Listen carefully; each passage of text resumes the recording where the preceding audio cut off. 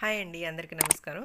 ఈరోజు కర్ణాటక స్పెషల్ అయినటువంటి ఒక స్వీట్ రెసిపీని మీ అందరికీ పరిచయం చేయబోతున్నాను. అదేంటంటే గసగసాల పాయసం. ఈ గసగసాల పాయసం కోసం కావాల్సిన పదార్థాలను చూసేద్దాం రండి. ఇప్పుడు మనం ముందుగా ఇక్కడ ఎండు కొబ్బరిని ఇలాగ తురిమి పక్కన పెట్టుకోవాలి.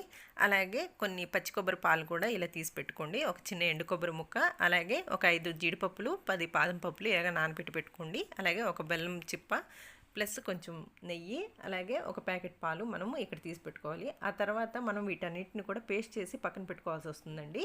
ముందుగా ఒక స్టవ్ మీద బాండి పెట్టేసుకొని ఒక 2 స్పూన్లు గసగసాలు, అలాగే ఒక స్పూను బియ్యం యాడ్ చేసి ఈ విధంగా దోరగా వేయించుకోవాలి. వీటిని చల్లారాక ఒక మిక్సీ జార్లో వేసుకొని ముందుగా మనం పేస్ట్ చేసుకున్న వీటిని కలిపి ఒక మిశ్రమంగా మనం తయారు చేసుకోవాలి.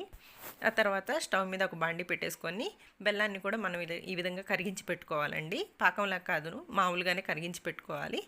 మళ్ళీ తర్వాత స్టవ్ మీద బాండి పెట్టేసుకొని కొంచెం నెయ్యి యాడ్ చేసుకొని జీడిపప్పు, కిస్మిస్లు, ఇంకా మీ దగ్గర డ్రై ఫ్రూట్స్ ఉంటే ఏముంటావి వేయించి ఇలా పక్కన పెట్టేసుకోండి.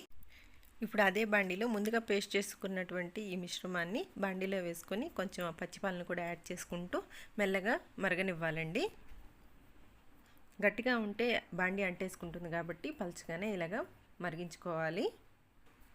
ఆ తర్వాత ఒక బాయిల్ వచ్చాక ఈ పచ్చిపాలను కూడా యాడ్ చేసుకొని బాగా మరగనివ్వాలి. తిప్పుకుంటూ మరగనివ్వండి, ఎందుకంటే అడుగంటేస్తుంది.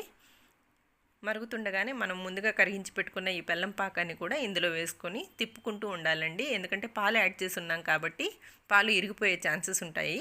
కాబట్టి తిప్పుకుంటూ నిదానంగా పోసుకొని ఈ విధంగా గసగసాల పాయసాన్ని రెడీ చేసుకోవాలి.